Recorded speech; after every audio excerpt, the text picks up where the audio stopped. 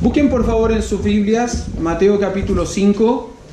Mateo capítulo 5, vamos a leer desde el verso 1 al verso 12. Mateo capítulo 5, verso 1 al verso 12. La semana pasada comenzamos una nueva serie de estudios, después de haber estado 1 año, 3 meses estudiando el libro de Efesios, la carta del apóstol Pablo a los Efesios. Comenzamos una nueva serie de estudios. No sabemos cuánto tiempo vamos a tardar en este estudio. Esta serie nueva se llama la serie del Sermón del Monte. El Sermón del Monte. Y nuestro hermano Maximilian hizo una breve introducción a esta sección, al Sermón del Monte. Buen mensaje. Tuve oportunidad de escucharlo durante la semana y la verdad que fue un muy buen mensaje. Si usted no lo ha escuchado, no ha tenido oportunidad, búsquelo. Ahí está en YouTube. Hay un canal de YouTube de la iglesia donde usted puede mirar las predicaciones que han estado habiendo. Creo que ya son casi 3 meses de mensajes que están ahí puestos en YouTube, pero ahí puede verlo para que sepa de qué estamos tratando semana a semana.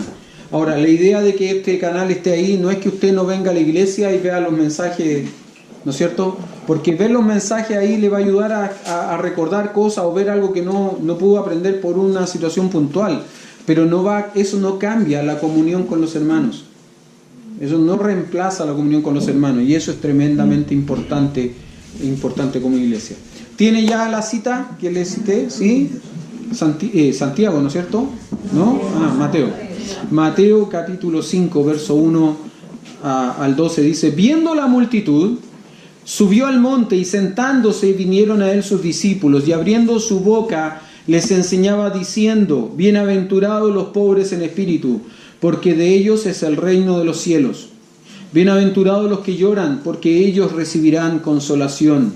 Bienaventurados los mansos, porque ellos recibirán la tierra por heredad. Bienaventurados los que tienen hambre y sed de justicia, porque ellos serán saciados.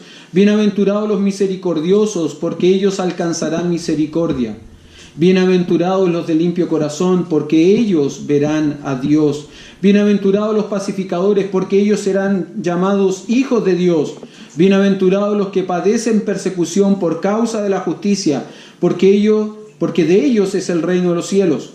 Bienaventurados sois cuando por mi causa os vituperen y os persigan y digan toda clase de mal contra vosotros, mintiendo. Gozaos y alegraos, porque vuestro galardón es grande en los cielos, porque así persiguieron a los profetas que fueron antes de vosotros. Vamos a orar. Amado Señor, gracias por su palabra. Y ahora le suplicamos que usted pueda hablar a nuestros corazones por medio de ella. Usted nos conoce nuestra necesidad, conoce nuestra condición. Y le pedimos, Señor, que usted hable a nuestra necesidad conforme a su voluntad. Lo pedimos por los méritos de Cristo Jesús, nuestro Salvador. Amén. Como les decía la semana pasada, comenzamos con esta serie de estudios llamado el Sermón del Monte. Y nuestro hermano Maximilian hizo una introducción. Él nos contó, él nos explicó lo siguiente: para poder entender de mejor manera a Mateo, necesitamos hacerlo a partir de 5 discursos o predicaciones que el Señor Jesús predicó, enseñó, y que están claramente normados, claramente marcados en el libro de Mateo. La primera predicación tiene que ver con esto, el Sermón del Monte. Ahora, déjeme decirle algo. ¿Cuántos sermones del monte conoce usted? ¿Cuántos sermones del monte usted conoce?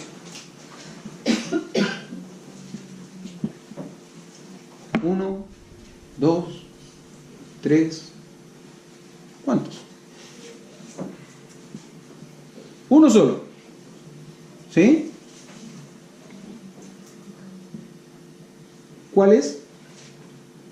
Ya. Bueno, quiero decirle que usted en Mateo va a encontrar 2 sermones del monte, pero no son el mismo. De hecho, no es el mismo monte. Son montes distintos. Y el propósito de cada enseñanza es distinta. Mientras que este sermón del monte, que va de Mateo capítulo 5, verso 1 hasta el final del capítulo 7, 7:29 si mal no recuerdo, es Este es el sermón del monte, o el sermón de las bienaventuranzas, también conocido, porque inicia el sermón con bienaventuranzas, ¿no es cierto? Este sermón se da en el contexto del inicio del ministerio del Señor Jesucristo, el ministerio público. Esta es la primera enseñanza pública del Señor Jesucristo. El segundo sermón del monte se encuentra casi al final de Mateo, Mateo capítulo 24 y capítulo 25, que también es conocido como el sermón del monte. Pero es un sermón escatológico, y ese además el monte recibe apellido, ¿no? Es el sermón del monte de los olivos.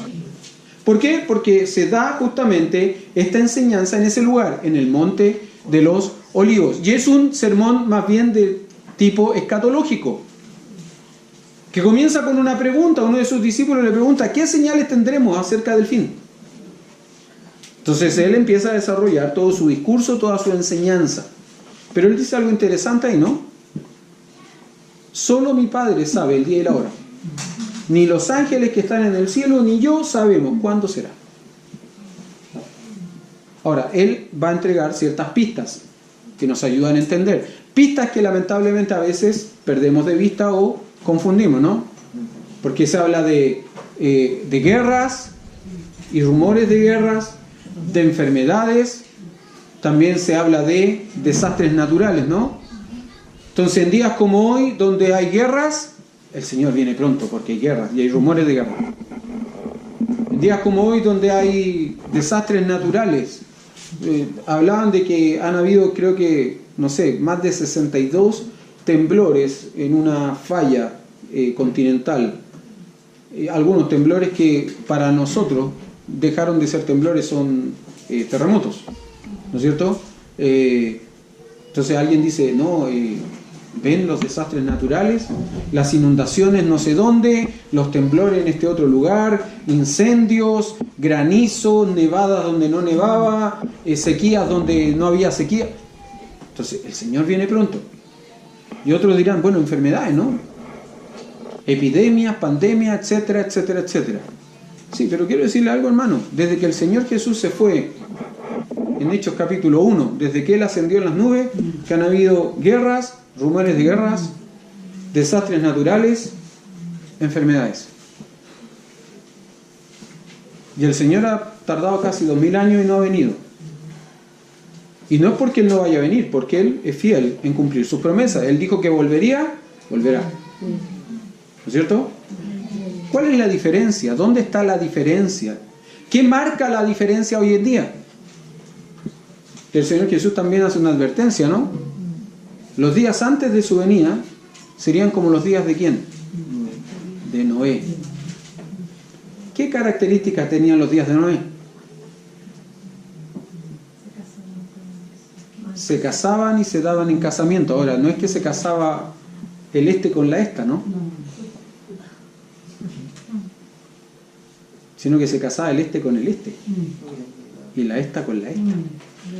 El nivel de inmoralidad era tremendo, casi parecido a nuestros días. Esa creo que es la gran señal, la gran pista para entender los días previos a la venida del Señor. Y hoy estamos cerca de la venida del Señor, porque nuestros días se están volviendo a ser como los días de Noé. Ahora, fíjese, como les decía, hay dos sermones del monte. El que estamos estudiando, el que comenzamos a estudiar, que tiene que ver con el inicio del ministerio del Señor Jesucristo, y el sermón del monte de los olivos, que tiene que ver con casi el final del ministerio del Señor Jesucristo. Hermano, déjeme hacerle una pregunta. ¿Cuántas purificaciones del templo conoce usted? ¿Cuántas veces Jesús purificó el templo? 1, 2, 3. ¿Cuántas? Felipe dice 2. ¿Hay alguien que esté de acuerdo con Felipe? Solo Felipe. Vas a tener que justificar, Felipe. El comienzo del ministerio, cuando purifica Jesús el templo, y después al terminar su ministerio. Ya. Y Pasaje no. eso es clave. Está en la Biblia, ¿no? ¿Está en el Nuevo o en el Antiguo Testamento? En el Nuevo, ya, bien. Mire, vea conmigo un momentito. Vea conmigo un momentito. Juan capítulo 2. Solo vamos a citar, ¿no?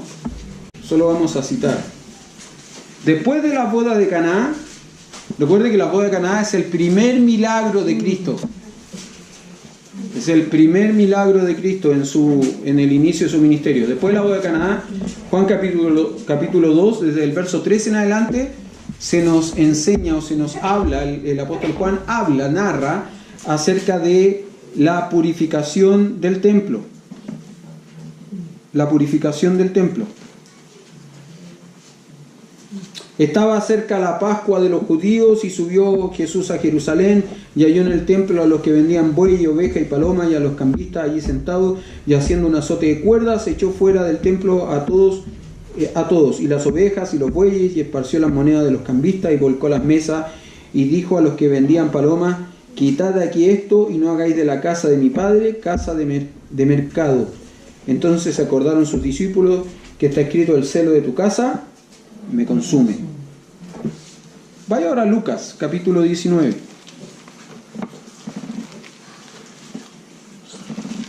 Lucas, capítulo 19.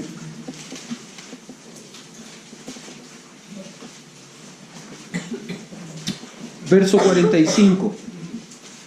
Y entrando en el templo comenzó a echar fuera a todos los que vendían y compraban, diciéndoles: escrito está, mi casa es casa de oración, mas vosotros la habéis hecho cueva de ladrones. Y enseñaba cada día en el templo, pero los principales sacerdotes, los escribas y los principales del pueblo procuraban matarle y no hallaban nada que pudiera hacerle, porque todo el pueblo estaba suspenso oyéndole. ¿Es la misma purificación o son distintas? ¿Qué cree usted? ¿Qué piensa usted? ¿Es la misma? ¿Sí? No es la misma. ¿Se acuerda que le dije que la narración de Juan se da justo después de la boda de Caná, que es el primer milagro de Jesucristo al iniciar su ministerio público? Esta purificación se da justo después de la entrada triunfal de Cristo en Jerusalén. Y la entrada triunfal de Cristo se produce justo una semana antes de su crucifixión, al finalizar su ministerio público. ¿Qué es lo que está haciendo Cristo? Hay una cosa que hay que notar claramente. Cuando Cristo purifica el templo después de la boda de Caná, hay una frase ahí que nos fija el contexto histórico. Dice que estaban cercanos los días de la... ¿De qué fiesta? De la Pascua. ¿Qué es lo que tenía que hacer un judío ortodoxo previa a la celebración de la Pascua? ¿Qué es lo que debía hacer con su casa? Una mujer, puntualmente, era labor de la mujer, no era labor del hombre. ¿Qué cosa tenía que sacar de su casa? La levadura. Tenía que limpiar su casa de levadura. ¿Por qué? Porque la levadura en la Biblia siempre representó el pecado. Y en el caso particular del sistema religioso hebreo, representaba la pudrición. La palabra más correcta es pudredumbre. ¿Ah? La pudredumbre, putrefacción del sistema religioso, lo corrompido que estaba. ¿Qué es lo que hace Cristo cuando llega al templo y encuentra a estos mercaderes comercializando dentro del templo? ¿Sabe lo que hace? Al purificar el templo, saca la levadura. Eso es lo que está haciendo. Iniciando su ministerio público. Juan capítulo 2. Luego, Lucas capítulo 19. Terminando su ministerio. Ni bien ha entrado una semana antes de su crucifixión. entra en Jerusalén, va al templo y lo purifica. La crucifixión de Cristo, ¿en qué días o en qué tiempo o en qué fiesta importante de la nación de Israel se da? En la Pascua. ¿Qué es lo que tenía que hacer una mujer una semana antes de la Pascua? Limpiar la levadura, purificar la casa, sacarla, ¿no? ¿Qué es lo que hace Cristo? Saca la levadura de nuevo. Vuelve a purificar. ¿Qué es lo que está purificando? ¿A la nación? No, está purificando al sistema religioso que está podrido en malas prácticas y malas costumbres. ¿Por qué les estoy mencionando esto? Porque, hermano, siempre es bueno leer los evangelios. Si usted quiere conocer acerca de Cristo, si usted quiere conocer acerca de las enseñanzas del Señor Jesucristo, necesita leer los evangelios. Creo que se lo he dicho esto antes. Es interesante pensar que los libros que más nos hablan de la vida de Cristo son los que menos leemos. Y nos hacemos llamar cristianos, que queremos vivir como Cristo, pero no sabemos lo que Él enseñó, porque no leemos lo que Él dijo. No aprendemos, no estudiamos de lo que Él enseñó, de cómo Él vivió. Si usted quiere vivir como Cristo, lea aquellos libros que enseñan de cómo Él vivió. Al hacer esto, usted se va a encontrar con distintas situaciones. Quiero ser muy honesto con usted. Fui a predicar a la cárcel de San Miguel un día. Prediqué sobre este texto en Lucas. Ya hablé de la purificación del templo y cité como texto paralelo, cité el texto de Juan. Y en mi mente era una sola cosa. Vino un interno, un hermano interno, se acercó, me dijo: pastor, ¿podemos conversar un ratito? No, hermano, me dijo, en ese tiempo era hermano. Sí, le dije, dígame. Me llevó hacia el rinconcito donde estaba su cama. Me dice: ¿sabe? Yo quería decirle algo. Usted se equivocó en algo. Entonces uno, cuando le dicen que uno se equivoca, se pone a la defensiva, ¿no? Piensa que va a responder para justificar, no piensa no piensa en otra cosa. Y este hermano me dice: ¿sabe? Usted se equivocó porque citó dos pasajes y los citó como paralelo, diciendo que era la misma cosa, y no son la misma cosa. Y me mostró exactamente lo que yo le mostré recién. Y me desarmó. Yo estaba a la defensiva, pero me desarmó. Y lo único que le puedo decir fue: gracias, hermano, tienes toda la razón. Al mes siguiente, cuando volví y me tocó predicar, le di las gracias públicamente y le dije que él me había corregido. Hermano, necesitamos leer la Biblia, necesitamos leer los evangelios, pero entender los eventos, entender los sucesos. Para poder entender los eventos, para poder entender los sucesos, necesitamos entenderlos en su contexto, necesitamos entenderlos en su historia. Usted nunca va a poder entender completamente lo que la Biblia le quiere enseñar si no considera su contexto gramatical, si no considera su contexto histórico, porque lo que para ellos era una costumbre y era una normalidad, para nosotros no lo es. Nosotros jamás podríamos entender, y de hecho hay ciertas congregaciones, ¿no? Por ejemplo, que le dicen a la mujer que la mujer no puede vestir ciertas ropas porque no debe vestirse como hombre. Bueno, hay que entenderlo en su contexto histórico y también gramatical. Generalmente en esta iglesia se le dice a la mujer: no puede usar pantalón porque eso es ropa de hombre, ¿no? Sí, pero en el tiempo bíblico hombres y mujeres usaban vestido, porque hombre y mujer usaban túnica. ¿Qué marcaba la diferencia? ¿Qué determinaba que una túnica fuera de hombre o que fuese de mujer? No. Solo el largo. Hoy día hay mujeres que usan túnicas de hombre y más cortas que la túnica de un hombre. ¿No es cierto? Bueno, hay que entenderlo en el contexto histórico, gramatical. En ese sentido, fíjese lo que dice el pasaje. Viendo la multitud, verso 1 de Mateo, viendo la multitud, subió al monte y sentándose, vinieron a él sus discípulos y abriendo su boca les enseñaba diciendo. ¿Cómo se entiende esto? Bueno, simple. Esta actitud, la actitud de un maestro, de un rabino, de una persona que iba a enseñar, que iba a dar una cátedra, él no hacía silencio. Él no le decía a la multitud, ya, silencio, voy a empezar a enseñar. Él no le decía, no hacía con las manos nada, ningún gesto. Él lo único que hacía era sentarse. Cuando un rabino se sentaba es porque iba a empezar a enseñar. Hace un par de semanas atrás alguien me dijo, pastor, ¿no se cansa cuando predica porque está tanto tiempo de pie? Yo dije, sí, me canso. Me encantaría tener un piso para sentarme. Y una persona me quedó mirando, me extrañaba como, ¿predicar sentado? Es una falta de respeto. Y yo dije, no, en tiempo bíblico para enseñar, ¿qué es lo que hacían? Sentarse. Hoy día sería una falta de respeto, ¿no?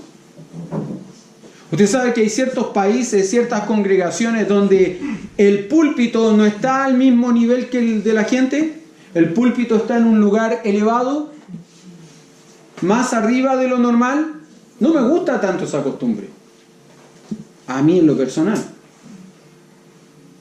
Recuerdo a mi maestro de homilética que siempre nos decía, por ningún motivo las manos en los bolsillos. Por ningún motivo te apoyes en el púlpito. Por ningún motivo te vayas a recostar sobre el púlpito. Resulta que cada vez que venía a predicar al culto de las 11 de la mañana, lo primero que hacía era esto. Pero en la clase homilética nos enseñaba correctamente cómo debía hacerlo. Con el tiempo, ¿qué valoramos? ¿La posición? La enseñanza. Yo soy uno de los hombres que en lo particular más reconozco como maestro, Raúl Ferrero. Él tiene un programa en la radio que se llama Semillas al Aire, en BBN. Un buen programa, si tiene oportunidad, escuche cómo enseña. Este hombre, yo nunca, quiero ser sincero, nunca sentí el deseo de viajar a Israel.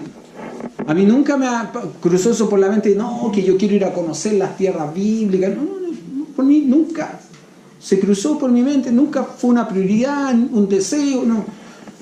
Yo prefiero ir a conocer el sur de Chile, el norte. Me gusta mi país. Yo prefiero eso. Pero un día supe que Raúl Ferrero estaba enseñando vida de Cristo en las tierras bíblicas. Vida de Cristo. Y ese día dije, yo quiero ir. Algún día voy a ir, no sé cuándo. Algún día voy a ir a tomar esa clase, vida de Cristo, con mi maestro, Raúl Ferrero. Para mí, ¿por qué es importante? Porque va a ser en el lugar. Y voy a poder entender mejor quizás la vida de Cristo, los evangelios, los sucesos de su vida en el lugar mismo. Una vez me decía un hermano que visitó el huerto, el huerto de los olivos. Me decía que allí, aparte de los olivares, usted sabe lo que son los olivares, ¿no? Habían en ese lugar, en ese huerto, hay prensas, grandes prensas, donde, ¿qué es lo que hacen? Colocaban las aceitunas en las prensas, las movían, las apretaban para sacar el aceite. Y él me decía, cuando yo vi esas prensas y vi todo eso, para mí cobró sentido cuando el Señor Jesús, la noche previa a su crucifixión, habla de la presión que hizo caer sobre de él como grandes gotas de sangre. Eso se entiende ¿dónde? A la luz del lugar geográfico, ¿no? Físico. Bueno, nosotros tenemos que entender el pasaje bíblico a la luz de eso. Ahora usted me dirá, pastor, pero no tiene gran importancia si el Señor Jesús se sentó, se paró, se acostó, se puso de cabeza para enseñar. La verdad es que no tiene gran importancia.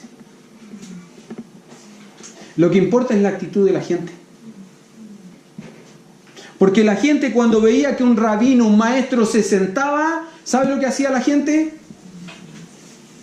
Empezaba a guardar silencio, empezaba a sentarse con la actitud de escuchar lo que el maestro iba a decir, porque lo que el maestro iba a decir era algo importante.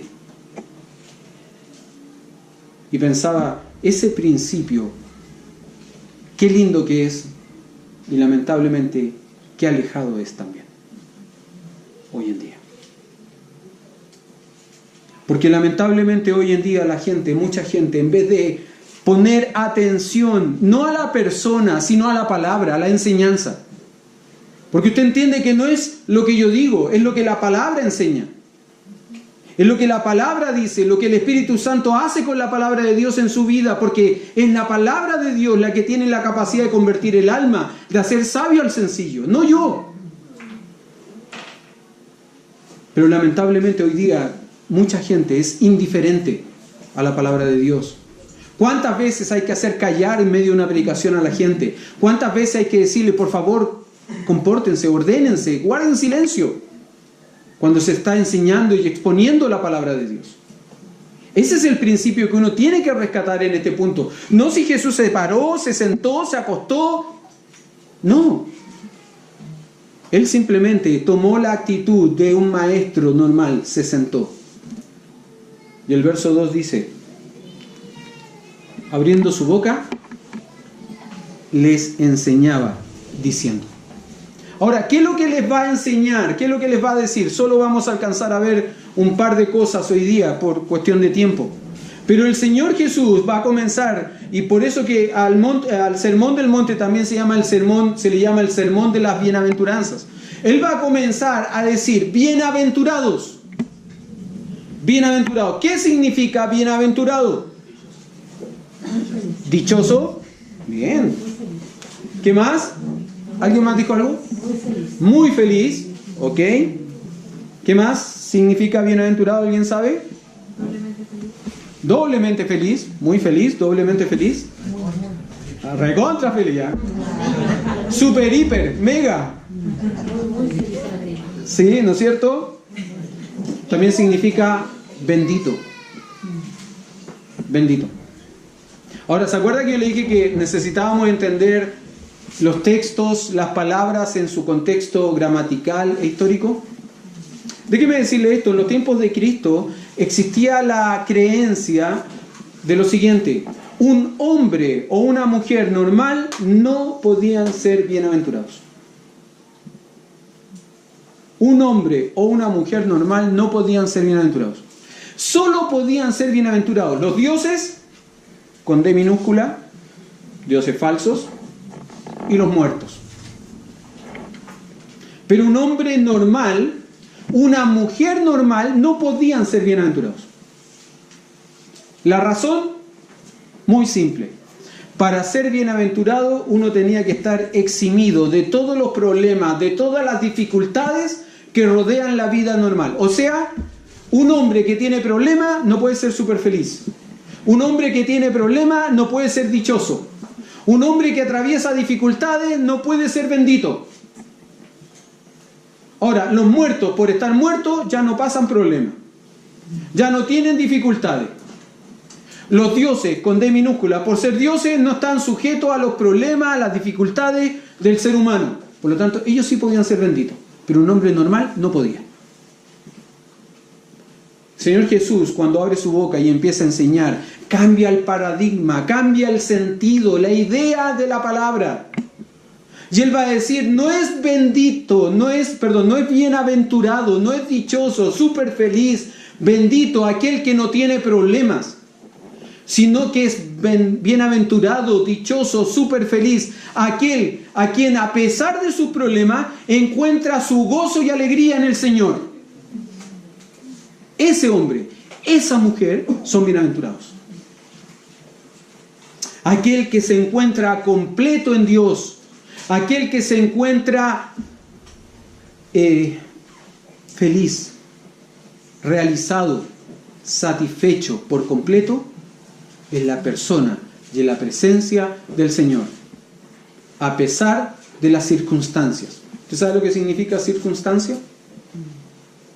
A veces usamos palabras y no sabemos qué significan. ¿Sabe lo que significa circunstancia? Son instancias que nos circundan, que nos rodean. Eso se llama circunstancia, eso significa circunstancia. El Señor Jesús dice, el hombre es bienaventurado cuando a pesar de las cosas difíciles que le rodeen, él encuentra su satisfacción verdadera en Dios. Y es interesante, porque si usted mira las bienaventuranzas, se dará cuenta que muchas de ellas tienen que ver con dificultades. Bienaventurado eres cuando estás pasando por esta dificultad. Bienaventurado eres cuando tienes este problema. Bienaventurado eres cuando tienes esta persecución. Dichoso, súper feliz, hiper, mega, recontra feliz. Bendito. La primera bienaventuranza, ¿qué es lo que dice? Bienaventurados, ¿quiénes? Los pobres de espíritu. Déjenme preguntarle algo. ¿La pobreza es causa de alegría? ¿Es causa de satisfacción? ¿A usted le gusta ser pobre? A mí no. A mí no me gusta ser pobre. Evidentemente, ¿no? Es interesante, el apóstol Pablo en Filipenses dice, aprendió a vivir cualquiera sea mi condición. Sé tener abundancia, sé tener escasez. Tener abundancia es fácil. Lo difícil es tener escasez. ¿No es cierto? Salir de una situación de comodidad, de seguridad, es difícil. Para llegar a un punto en el cual uno no sabe, ¿qué hago? Jesús dice, bienaventurados los pobres.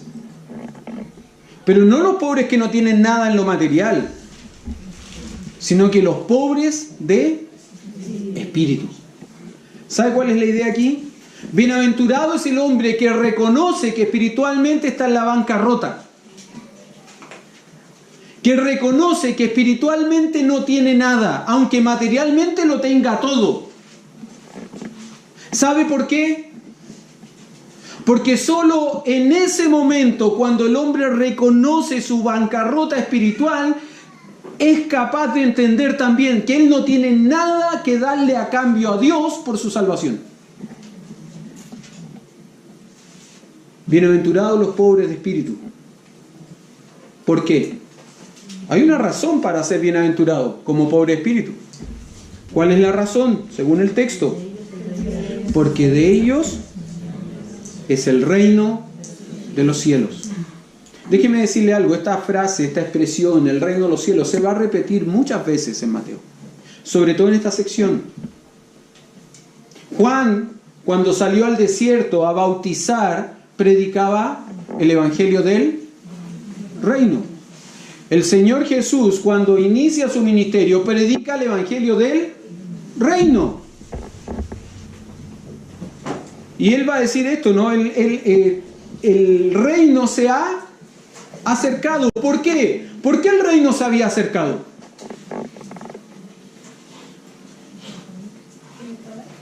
Justamente porque el Mesías prometido a la nación de Israel está en medio de ellos. Lamentablemente, como dice Juan, el Evangelio de Juan, capítulo 1, a los suyos vino, ¿y qué hicieron los suyos? No le recibieron. Entonces, ¿qué es lo que sucede con el reino? Se posterga. Se posterga. Israel entra en un paréntesis y ese paréntesis lo llenamos nosotros que somos la iglesia, pero finalizado el paréntesis suceden los eventos que van a derivar o van a derivar en el reino milenial, ¿no es cierto? Pero esta expresión del reino de los cielos se va a repetir muchas veces en Mateo. Ahora, ¿por qué bienaventurado el pobre en espíritu? Porque de él es el reino de los cielos. ¿Cuándo? Cuando el hombre comprende su propia necesidad espiritual, cuando el hombre entiende su propia bancarrota espiritual, no tengo nada que darle a Dios. Y aún así Dios me lo da todo. Porque no es lo que yo hago, no es lo que yo tengo, es lo que Él hace, es lo que Él me da. Su gracia. Recuerde que la salvación es un regalo de la gracia de Dios. Bienaventurados los pobres en espíritu, porque de ellos es el reino de los cielos. Versículo 4. Bienaventurados, ¿quiénes? Los que lloran. Bienaventurados los que lloran. Pensaba que no hay nada más contradictorio que pensar que una persona es súper feliz cuando llora. No hay nada más contradictorio que eso, ¿no? Que una persona es súper feliz, alegre, dichoso cuando llora. Anoche escuchaba el testimonio de una mujer que decía que el día que ella conoció a Cristo como su Salvador, quería llorar, pero no de pena. Anoche también recordaba el día que nos dijeron que no nos íbamos de aquí, que querían que firmáramos un contrato para quedarnos por mucho más tiempo. Que yo lloraba, no de pena, de alegría. Bienaventurados los que lloran. Ahora aquí no tiene que ver con los llorones, porque a lo mejor usted conoce gente llorona y dice, no, estos son bienaventurados. No. Aquí el llorar, hermano, tiene que ver con una clara conciencia del pecado de uno mismo. Aquí la causa que produce el llanto no es una alegría. La causa que produce el llanto aquí es la pena, la tristeza sincera y penitente de aquel que entiende que está en una situación de pecado. Quiero decir esto, lágrimas son lágrimas, no son sinónimo de arrepentimiento. Hay gente que dice, no, es que yo me siento tan mal por lo que hice y por eso lloro, pero no cambio.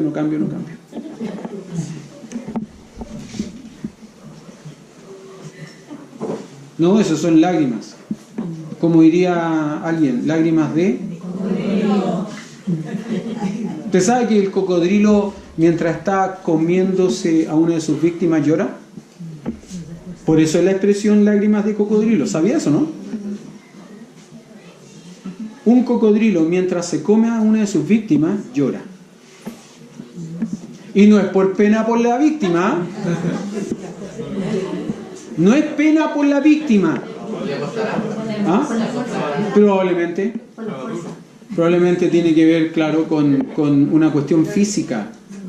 Una cuestión física.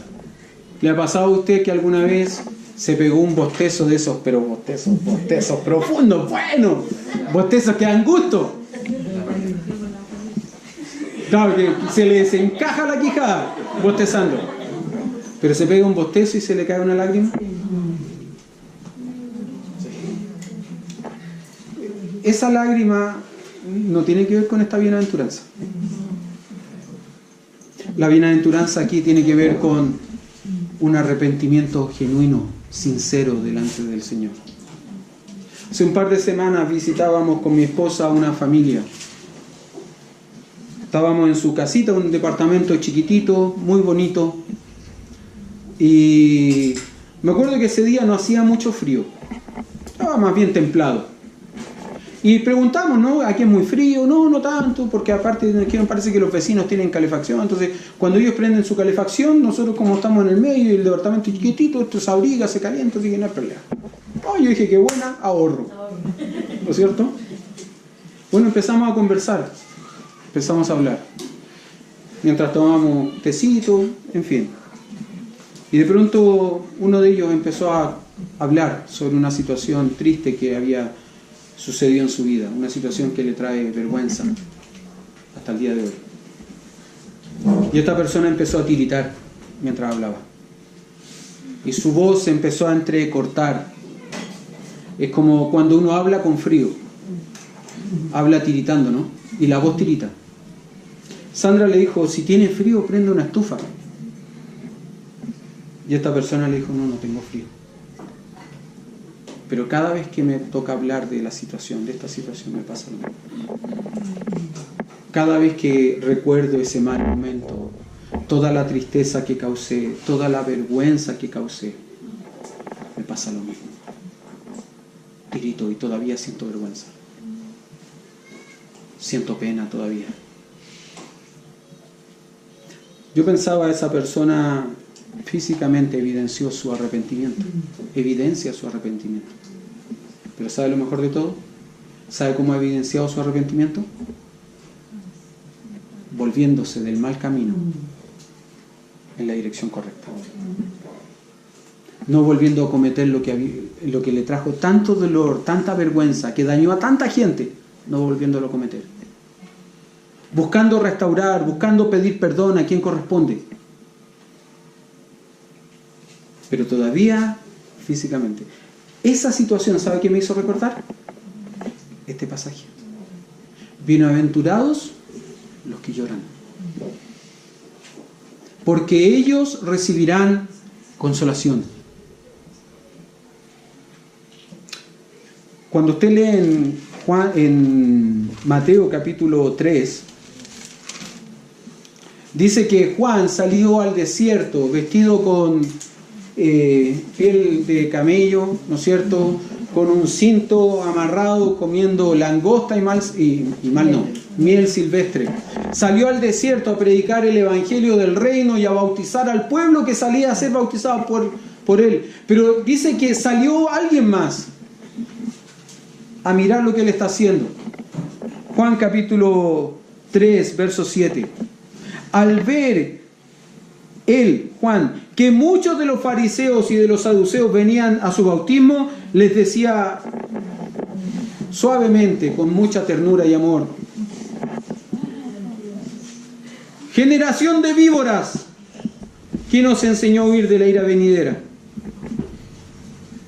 Y luego les decía: sed pues frutos, ¿qué cosa? Dignos de arrepentimiento. Hermano, quiero decirle esto. El pecado causa dolor, el pecado causa tristeza, el pecado puede causar lágrimas. Pero lágrimas son lágrimas si usted no da frutos dignos de arrepentimiento. Si usted no cambia. No es que yo lloro para ser consolado por el Señor. No, yo lloro, pero me arrepiento y soy consolado por el Señor. El apóstol Pablo le dice a la iglesia en Corinto, vea conmigo por favor en segunda de Corintios capítulo 7. Segunda de Corintios capítulo 7.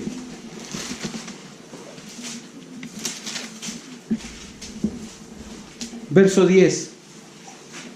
Porque la tristeza que es según Dios produce arrepentimiento.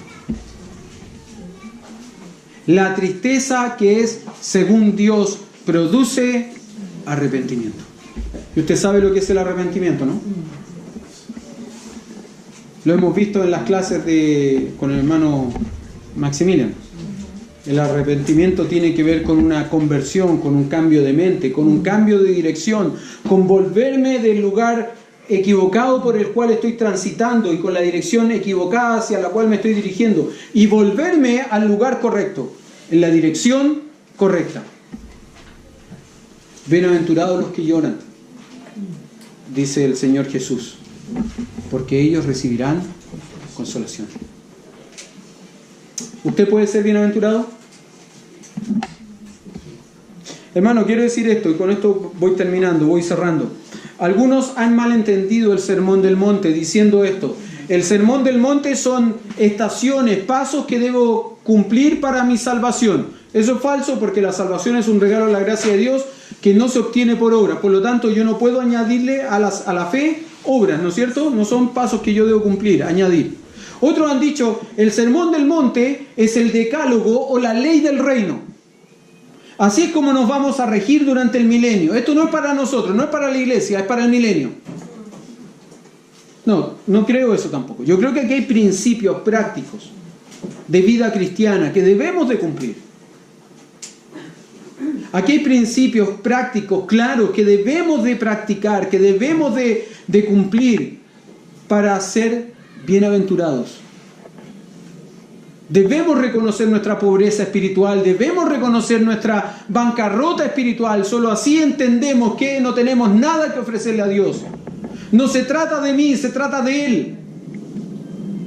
Debemos reconocer, debemos arrepentirnos, debemos llorar por causa de nuestro pecado, pero no para seguir pecando, no para sentirnos bien, porque a veces lloramos por causa de nuestro pecado, por remordimiento, pero no por arrepentimiento. No, nosotros necesitamos arrepentirnos de nuestro pecado. El Salmo dice que aquel que confiesa su pecado y se aparta, alcanza la misericordia del Señor. Pero hay algunos que... Está cantando bien esa niña. Hay algunos que simplemente tienen remordimiento, lloran, sufren, no por causa de su pecado, sufren por causa de las consecuencias de su pecado, por el miedo al que dirán, por el miedo a lo que pasará, pero no por el dolor que le causó primero al Señor, porque recuerde que cuando uno peca, peca primero contra Dios y después contra las personas. Bienaventurados los que lloran, porque ellos recibirán consolación. ¿De quién? ¿De nosotros mismos? No te preocupes, ya va a pasar, no lo hagas más y ya se van a olvidar. No, consolación del Señor, que es la consolación que verdaderamente importa, hermano. Que es la consolación que verdaderamente importa. ¿Importa la nuestra? También, pero no es tan importante como la consolación del Señor. Termino con un pasaje, Isaías 41:2 dice esto: consolaos, consolaos, pueblo mío, dice vuestro Dios. Hablad al corazón de Jerusalén, decidle a voces que su tiempo es ya cumplido, que su pecado es perdonado, que doble ha recibido de la mano de Jehová por todos sus pecados. Consolaos, consolaos, pueblo mío. Bienaventurados los pobres de espíritu, porque de ellos es el reino de los cielos. Bienaventurados los que lloran, porque ellos recibirán consolación. ¿Es usted una persona bienaventurada? Recuerde, las bienaventuranzas no tienen que ver con situaciones favorables que nos rodean, sino con estar satisfechos en Dios a pesar de las situaciones desfavorables que nos rodean. Vamos a terminar, vamos a orar.